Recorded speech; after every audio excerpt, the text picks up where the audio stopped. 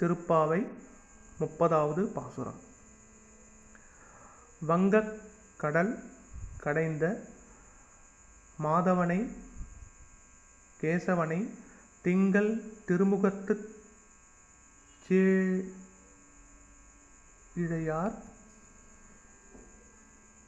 சென்றிறைஞ்சி அங்கப் பறைகொண்ட வாற்றை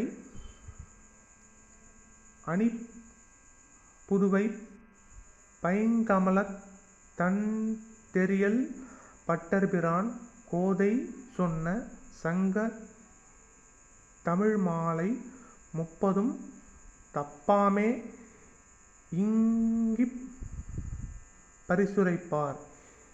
ஈரிரண்டு மால்வரைத்தோள் செங்கண் திருமுகத்துச் செல்வத் திருமாலால் எங்கும் திருவருள் பெற்றின் புருவ ரெம்பாவாய். இது 30வது பாசுரம். இதனுடைய பொருள்: திருப்பார்கடல் கடைந்த திருமகள் மணாளனை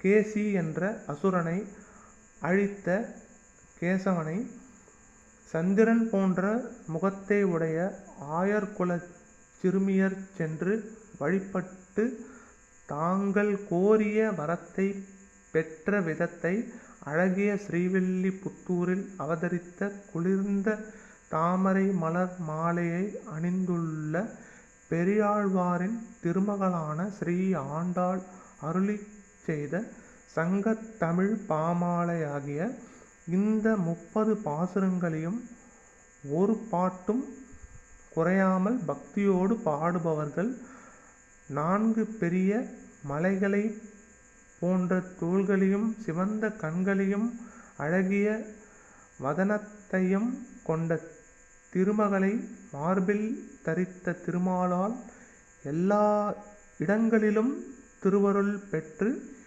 இன்புற்று வாழ்ந்திருப்பர்.